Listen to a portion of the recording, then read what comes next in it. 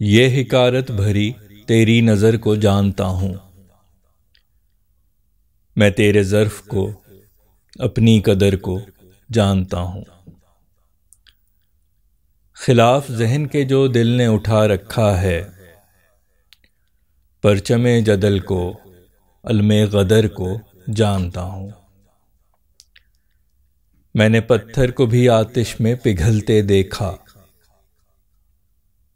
میں اپنے قلب پہ تیرے اثر کو جانتا ہوں۔ میں ہوں پہچانتا اس آفتاب چہرے کو، تیرے چلمن سے جو پھوٹے سحر کو جانتا ہوں۔ بہت سے لوگ ڈوب کر فنا ہوئے ہیں یہاں، میں تیرے گال پہ پڑتے بھنور کو جانتا ہوں۔ میں لٹ چکا ہوں بہت بار انہی رستوں پہ، میں راہ عشق کے ہر ایک خطر کو جانتا ہوں۔ میں اونچ نیچ سے اس زندگی کی ہوں واقف، میں اس بحر کے سب مد و جزر کو جانتا ہوں۔ نہیں میں دیکھتا تصویر اٹھا کر تیری، دل بیمار کی حد صبر کو جانتا ہوں۔ میں سمجھتا ہوں ہر رکیب کی حالت کی وجہ، تیری جفا تیرے ظلم و جبر کو جانتا ہوں۔ کون اس نور کا دانی ہے، کون ہے طالب، میں آسمان کے شمس و قمر کو جانتا ہوں۔ تیرے وجود کی خوشبو سمائی سانسوں میں ہے، میرے ساتھ جو اس ہم سفر کو جانتا ہوں۔ میں تیرے شہر میں ہوں اجنبی مگر مجھ کو تیری خوشبو سے لگے اس نگر کو جانتا ہوں۔ پڑے مشکل کوئی ایمان ہے رب پہ رکھتی، میں اپنی قوم کی طرز فکر کو جانتا ہوں۔ اس کی ہر شاخ سے اس کی جڑوں سے ہوں واقف، اس کے ہر برگ کو میں اس شجر کو جانتا ہوں۔ ہے شجر وطن مجھے رزق و تحفظ دیتا، میں اس کی چھاؤں کو اس کے ثمر کو جانتا ہوں۔ ضرور ہوگا یہ رستہ کسی مے خانے کا، یوں لگ رہا ہے کہ میں اس ڈگر کو جانتا ہوں۔ میں نے اس دشت میں نقصان اٹھایا ہے بہت، میں راہ عشق کے ہر ایک ضرر کو جانتا ہوں۔ ہے کس کے واسطے نیت تیری بھلی یا بری، میں تیرے ذہن کے ہر خیر و شر کو جانتا ہوں۔ میری دنیا میں جو ظالم ہے خبر ہے مجھ کو، میں اپنی کربلا کے ہر شمر کو جانتا ہوں۔ السلام علیکم، امید ہے آپ سب لوگ خیریت سے ہوں گے۔ امید کرتا ہوں آپ کو یہ غزل پسند آئی ہوگی۔ اب اشعار کا مفہوم در پردہ سوچ اور پس منظر بیان کروں گا۔ غزل کا مطلع جو ہے وہ محبوب سے ایک شکایت ہے، ایک اس کو یہ بتانے کی کوشش ہے کہ تیرے دل میں میری جو وقت ہے میں اس کو جانتا ہوں۔ تو اس میں ایک تو اپنی قدر کے بارے میں بھی کہا گیا ہے اور محبوب کے ظرف کے بارے میں بھی کہا گیا۔ تو شعر اس طرح ہے کہ یہ حکارت بھری تیری نظر کو جانتا ہوں، یہ حکارت بھری تیری نظر کو جانتا ہوں، میں تیرے ظرف کو اپنی قدر کو جانتا ہوں، میں تیرے ظرف کو اپنی قدر کو جانتا ہوں، یہ حکارت بھری تیری نظر کو جانتا ہوں، میں تیرے ظرف کو اپنی قدر کو جانتا ہوں۔ اگلا شعر جو ہے وہ ذہن اور دل کی لڑائی ہے۔ پہلے بھی میں نے کچھ اشعار میں یہی چیز کا ذکر کیا ہے کہ ذہن جو ہے وہ منطق پہ چلتا ہے، جبکہ دل جو ہے وہ منطق نہیں سنتا، وہ اپنے جو بھی خواہشات ہوتی ہیں، خواب ہوتے ہیں، ان میں منطق ہو نہ ہو وہ ان کا پیچھا کرتا ہے۔ تو دل اکثر جو ہے وہ دماغ سے، ذہن سے لڑائی بھی کرتا ہے، تو ذہن کے خلاف جو ہے وہ غدر کا علم بلند کرتا ہے، جدل کا یعنی جنگ کا علم بلند کرتا ہے۔ تو اس کے متعلق ہے کہ خلاف ذہن کے جو دل نے اٹھا رکھا ہے، خلاف ذہن کے جو دل نے اٹھا رکھا ہے، پرچم جدل کو علم غدر کو جانتا ہوں، پرچم جدل کو علم غدر کو جانتا ہوں، خلاف ذہن کے جو دل نے اٹھا رکھا ہے، پرچم جدل کو علم غدر کو جانتا ہوں۔ اگلا شعر جو ہے وہ میرے اس غزل کے پسندیدہ اشعار میں سے ایک ہے۔ اس میں میں نے جو ہے وہ پتھر بہت ہی ایک مضبوط اور سخت چیز سمجھا جاتا ہے پتھر کو، لیکن جب حرارت زمین کی جو ہے وہ اس کو پگھلا دیتی ہے تو لاوا بن جاتا ہے، اور اس میں یعنی وہ اتنی زیادہ حرارت ہوتی ہے کہ وہ جو ہے پتھر بھی پگھل جاتا ہے۔ تو میں نے یہاں پہ پھر پتھر سے تشبیہ دی اپنے دل کو، اور اپنے محبوب کو جو ہے وہ اس کے اثر کو جو ہے وہی اثر بیان کیا ہے، جیسے لاوے کا اثر ہوتا ہے جس میں پتھر پگھل جاتا ہے۔ تو شعر اس طرح ہے کہ میں نے پتھر کو بھی آتش میں پگھلتے دیکھا، میں نے پتھر کو بھی آتش میں پگھلتے دیکھا، میں اپنے قلب پہ تیرے اثر کو جانتا ہوں، میں اپنے قلب پہ تیرے اثر کو جانتا ہوں، میں نے پتھر کو بھی آتش میں پگھلتے دیکھا، میں اپنے قلب پہ تیرے اثر کو جانتا ہوں۔ اگلا شعر جو ہے وہ اس میں نے جو ہے محبوب کے چہرے کو آفتاب سے تشبیہ دی، سورج سے۔ تو جب سورج نکلتا ہے تو جو اس میں سے نور پھر مشرق سے پھوٹتا ہے، جو افق سے جب سورج نکلتا ہے آہستہ آہستہ، تو اسی طرح میں نے وہ جو افق ہے ادھر وہاں اس کو چلمن سے تشبیہ دیا کہ چلمن سے جو سحر پھوٹتی ہے، جو صبح نکلتی ہے، وہ تیرے چہرے، تیرے آفتاب چہرے کی وجہ سے۔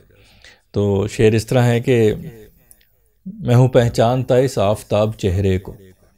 میں ہوں پہچانتا اس آفتاب چہرے کو، تیری چلمن سے جو پھوٹے سحر کو جانتا ہوں، تیرے چلمن سے جو پھوٹے سحر کو جانتا ہوں، میں ہوں پہچانتا اس آفتاب چہرے کو، تیرے چلمن سے جو پھوٹے سحر کو جانتا ہوں۔ اگلا شعر جو ہے وہ جو ڈمپل پڑتا ہے گال پہ، اس کے متعلق ہے۔ کچھ بہت کم اشعار ہیں اس سے، تو یہاں پہ مجھے اس پہ لکھنے کا دل کیا تو میں نے اس پہ لکھا کہ اس میں نے یہی کہا کہ یہ جو ہے نا تیرے گال پہ جو پڑتا ہے ڈمپل، یہ ایک بھنور کی طرح ہے، جس طرح سمندر میں بھنور آتے ہیں جس میں لوگ ڈوب جاتے ہیں، تو میں نے بہت سے لوگوں کو اس بھنور میں بھی ڈوبتے دیکھا ہے۔ تو شعر اس طرح ہے کہ بہت سے لوگ ڈوب کر فنا ہوئے ہیں یہاں، بہت سے لوگ ڈوب کر فنا ہوئے ہیں یہاں، میں تیرے گال پہ پڑتے بھنور کو جانتا ہوں، میں تیرے گال پہ پڑتے بھنور کو جانتا ہوں، بہت سے لوگ ڈوب کر فنا ہوئے ہیں یہاں، میں تیرے گال پہ پڑتے بھنور کو جانتا ہوں۔ اگلا جو شعر ہے وہ راہ عشق سے متعلق ہے کہ راہ عشق جو ہے وہ بڑی ایک خطرناک رستہ ہے جس میں بہت سے لوگ لٹ جاتے ہیں، تو میں بھی یہاں پہ بہت دفعہ لٹ چکا ہوں۔ تو شعر اس طرح ہے کہ میں لٹ چکا ہوں بہت بار انہی رستوں پہ، میں لٹ چکا ہوں بہت بار انہی رستوں پہ، میں راہ عشق کے ہر ایک خطر کو جانتا ہوں، میں راہ عشق کے ہر ایک خطر کو جانتا ہوں، میں لٹ چکا ہوں بہت بار انہی رستوں پہ، میں راہ عشق کے ہر ایک خطر کو جانتا ہوں۔ اگلا شعر جو ہے وہ زندگی کی اونچ نیچ سے متعلق ہے۔ جب انسان کو بہت تجربہ ہو جاتا ہے، جب اس کی عمر ہو جاتی ہے اور وہ بہت ساری چیزوں سے گزر جاتا ہے، تو اس نے زندگی کی بہت سی اونچ نیچ دیکھ رکھی ہوتی ہے۔ تو جس طرح سمندر میں مد و جزر ہوتے ہیں، ہائی ٹائیڈ لو ٹائیڈ بھی کہتے ہیں جس کو، تو وہ اس میں مختلف ایک وقت ہوتا ہے جب سمندر بہت چڑھ جاتا ہے، پھر ایک وقت ہوتا ہے جب وہ سمندر بہت نیچے چلا جاتا ہے۔ تو اسی طرح زندگی ہے جس میں اتار چڑھاؤ چلتا رہتا ہے، اونچ نیچ چلتی رہتی ہے۔ تو یہ اس کے متعلق ہے کہ میں اونچ نیچ سے اس زندگی کی ہوں واقف، میں اونچ نیچ سے اس زندگی کی ہوں واقف، میں اس بحر کے سب مد و جزر کو جانتا ہوں، میں اس بحر کے سب مد و جزر کو جانتا ہوں، میں اونچ نیچ سے اس زندگی کی ہوں واقف، میں اس بحر کے سب مد و جزر کو جانتا ہوں۔ اگلا شعر جو ہے وہ بھی اس غزل کے میرے پسندیدہ اشعار میں سے ہے۔ جب انسان کسی سے محبت کرتا ہے وہ شخص اس سے بچھڑ جاتا ہے تو اس کی تصویر دیکھنا جو ہے ایک بہت ہی کربناک لمحہ ہوتا ہے، کربناک عمل ہوتا ہے جس میں ہم اس کی تصویر اٹھا کے دیکھیں تو۔ اور دل جو ہے وہ جب کوئی آپ کا چاہنے والا آپ سے بچھڑ جاتا ہے تو دل تو ویسے ہی بیمار ہوتا ہے، تو اس کے بیماری کو مزید بڑھاوا ملتا ہے جب آپ اپنے محبوب کی تصویر دیکھتے ہیں۔ تو یہاں پہ میں نے اسی کا ذکر کیا ہے کہ نہیں میں دیکھتا تصویر اٹھا کر تیری، نہیں میں دیکھتا تصویر اٹھا کر تیری، دل بیمار کی حد صبر کو جانتا ہوں، دل بیمار کی حد صبر کو جانتا ہوں، نہیں میں دیکھتا تصویر اٹھا کر تیری، دل بیمار کی حد صبر کو جانتا ہوں۔ اگلا شعر جو ہے وہ انسان ویسے تو اپنے رقیب سے نفرت کرتا ہے کیونکہ اس کے محبوب کو چاہنے والوں میں اس کا رقیب بھی شامل ہوتا ہے، تو وہ جو جیلسی ہے، جلن ہوتی ہے، وہ انسان کو نفرت پہ مجبور کرتی ہے۔ لیکن جب آپ کا محبوب جو ہے وہ ظالم ہو، سنگ دل ہو، تو پھر آپ کی طرح جب آپ کے رقیب کی بھی وہی حالت ہو جاتی ہے جو آپ کی ہے تو آپ کو اس پہ ترس بھی آتا ہے، کیونکہ آپ کو پتہ ہوتا ہے کہ اس کی اس خراب حالت کی وجہ کیا ہے۔ تو اس کے متعلق یہ شعر ہے کہ میں سمجھتا ہوں ہر رقیب کی حالت کی وجہ، میں سمجھتا ہوں ہر رقیب کی حالت کی وجہ، تیری جفا تیرے ظلم و جبر کو جانتا ہوں، تیری جفا تیرے ظلم و جبر کو جانتا ہوں، میں سمجھتا ہوں ہر رقیب کی حالت کی وجہ، تیری جفا تیرے ظلم و جبر کو جانتا ہوں۔ اگلا شعر جو ہے وہ میرے پسندیدہ اشعار میں سے ایک ہے۔ اس میں نے چاند اور سورج کو بیان کیا ہے کہ سورج جو ہے وہ روشنی کا ذریعہ ہے، روشنی کا منبع ہے، اور چاند جو ہے وہ اس سے روشنی ادھار لیتا ہے، طلب کرتا ہے، ادھار لیتا ہے، اور اسی کو جو ہے وہ ریفلیکٹ کر کے خوبصورت لگتا ہے، جبکہ سورج کی طرف دیکھنا بڑا مشکل ہوتا ہے کیونکہ اس کی روشنی بہت تیز ہوتی ہے۔ لیکن اصل میں جو خوبصورتی چاند کی ہے وہ سورج سے ہی وہ روشنی لے کے بنتی ہے۔ تو یہاں پہ میں نے اس بیان کیا ہے، اور اس طرح لکھا ہے کہ یعنی اس میں نے یہ کہا ہے کہ سورج جو ہے وہ روشنی کا دانی ہے، یعنی دان کرنے والا ہے، گیور ہے، اور چاند جو ہے وہ طالب ہے، روشنی کا ٹیکر ہے، وہ چاند جو ہے سورج سے روشنی لیتا ہے۔ تو شعر اس طرح ہے کہ کون اس نور کا دانی ہے، کون ہے طالب، کون اس نور کا دانی ہے، کون ہے طالب، میں آسمان کے شمس و قمر کو جانتا ہوں، میں آسمان کے شمس و قمر کو جانتا ہوں، کون اس نور کا دانی ہے، کون ہے طالب، میں آسمان کے شمس و قمر کو جانتا ہوں۔ اگلا شعر جو ہے وہ جو ہے جب انسان کے ساتھ کوئی ہم سفر کر رہا ہو، ایسا شخص ہو جس کی خوشبو کو آپ پہچانتے ہو، تو پھر وہ چاہے اپنا چہرہ چھپا بھی لے تو اس کی خوشبو سے آپ اس کو پہچان لیتے ہو کہ میرا ہم سفر کون ہے۔ تو یہاں پہ میں نے اس کا اظہار کیا اس طرح کہ تیرے وجود کی خوشبو سمائی سانسوں میں، تیرے وجود کی خوشبو سمائی سانسوں میں، ہے میرے ساتھ جو اس ہم سفر کو جانتا ہوں، ہے میرے ساتھ جو اس ہم سفر کو جانتا ہوں، تیرے وجود کی خوشبو سمائی سانسوں میں، ہے میرے ساتھ جو اس ہم سفر کو جانتا ہوں۔ اگلا شعر جو ہے وہ پھر خوشبو سے ہی متعلق ہے کہ انسان جب اپنے محبوب کسی دوسرے شہر سے ہو تو جب اس شہر میں انسان اجنبی ہو تو جاتا ہے تو اس کو وہ شہر اجنبی نہیں لگتا، کیونکہ اس انسان کی موجودگی، اس کا وجود اس شہر میں کو جو ہے تھوڑا سا اپنائیت اس میں پیدا کر دیتا ہے۔ تو یہاں پہ میں نے اسی کا ذکر کیا ہے کہ میں تیرے شہر میں ہوں اجنبی مگر مجھ کو، میں تیرے شہر میں ہوں اجنبی مگر مجھ کو، تیری خوشبو سے لگے اس نگر کو جانتا ہوں، تیری خوشبو سے لگے اس نگر کو جانتا ہوں، میں تیرے شہر میں ہوں اجنبی مگر مجھ کو، تیری خوشبو سے لگے اس نگر کو جانتا ہوں۔ اگلا شعر جو ہے وہ ہماری قوم سے متعلق ہے۔ ہماری قوم جو ہے وہ رب پہ بڑا پختہ ایمان رکھتی ہے، ریزیلینٹ قوم ہے، جب کوئی مشکل پڑتی ہے تو وہ رب سے امداد پہ بہت زیادہ یقین رکھتی ہے، رب کی مدد پہ بہت زیادہ۔ ہمارا سب سے فیوریٹ جملہ ایک قوم کے طور پہ جو قومی جملہ ہے وہ اللہ مالک ہے، تو ہم ہر مشکل کے وقت میں اللہ پہ بہت پختہ یقین اور ایمان رکھتے ہیں۔ تو اس کے متعلق میں نے لکھا ہے کہ پڑے مشکل کوئی ایمان ہے رب پہ رکھتی،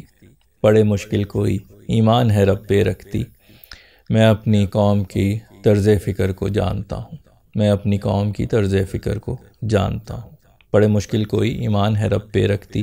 میں اپنی قوم کی طرز فکر کو جانتا ہوں۔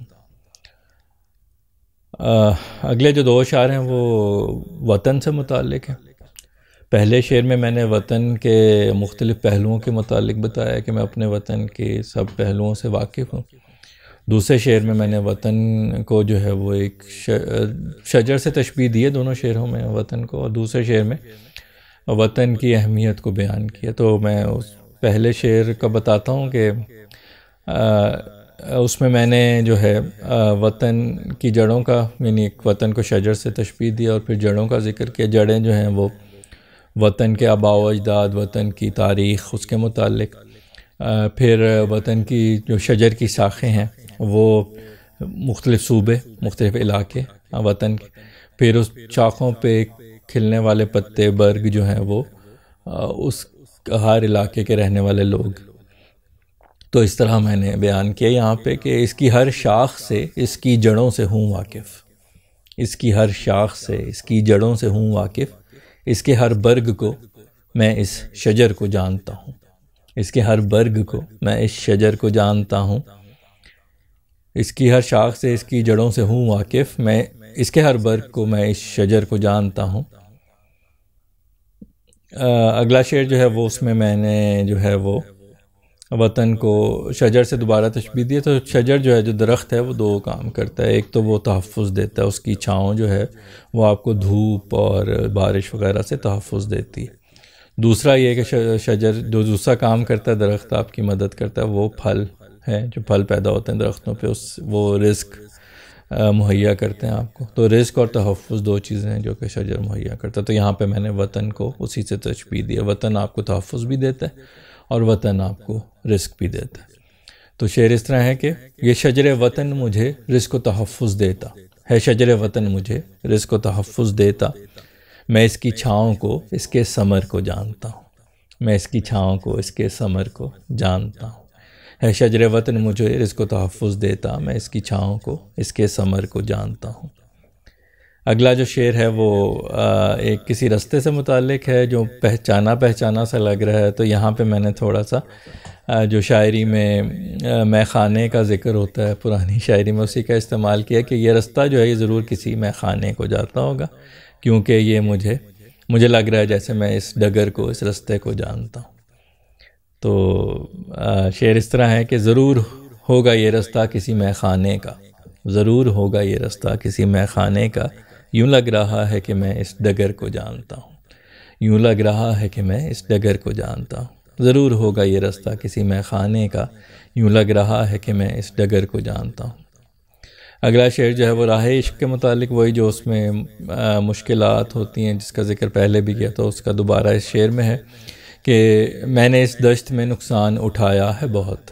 میں نے اس دشت میں نقصان اٹھایا ہے بہت، میں راہ عشق کے ہر ایک ضرر کو جانتا ہوں، میں راہ عشق کے ہر ایک ضرر کو جانتا ہوں، میں نے اس دشت میں نقصان اٹھایا ہے بہت، میں راہ عشق کے ہر ایک ضرر کو جانتا ہوں۔ اگلا شعر جو ہے وہ جب کسی انسان کو